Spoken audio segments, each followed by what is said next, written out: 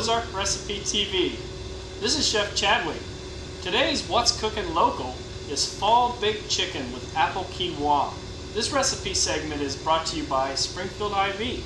Today we're going to bake this chicken with quinoa and a lot of fresh produce. We're going to be working with quinoa today, so what we're going to do is take 2/3 of a cup of it and put it in the bottom of the baking dish.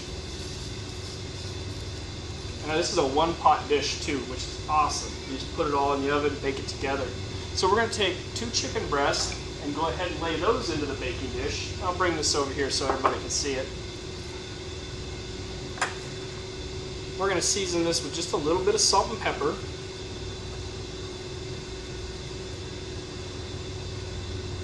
Now we're going to cut up our vegetables.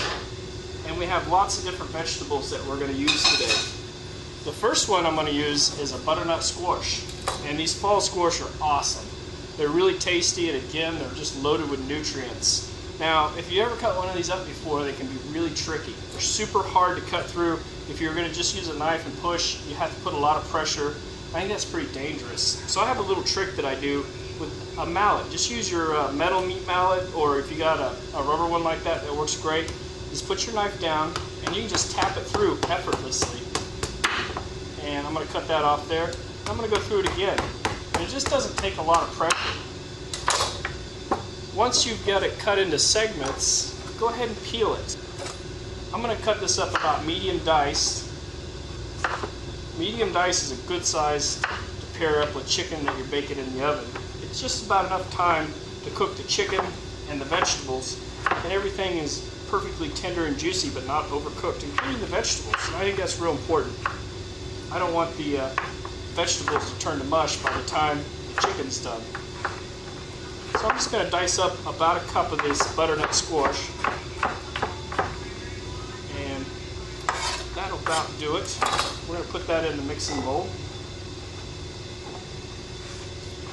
We're going to dice up 1 onion to go with that.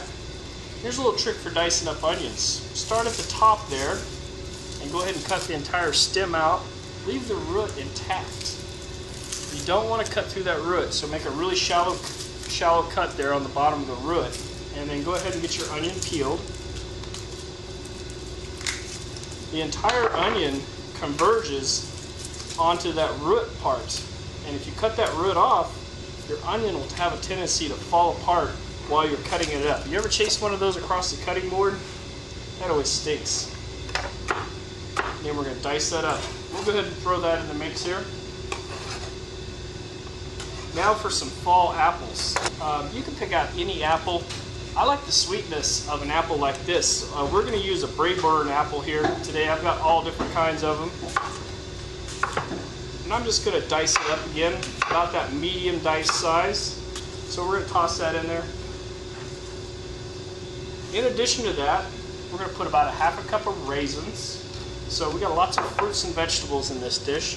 We have a bay leaf and a teaspoon of thyme. We've got 2 cloves of crushed garlic.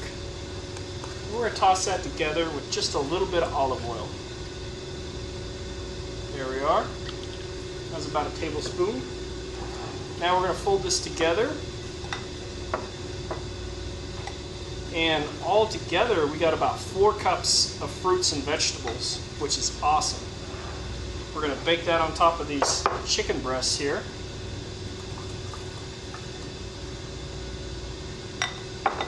One can of reduced sodium chicken broth, or about 1.5 cups of chicken broth.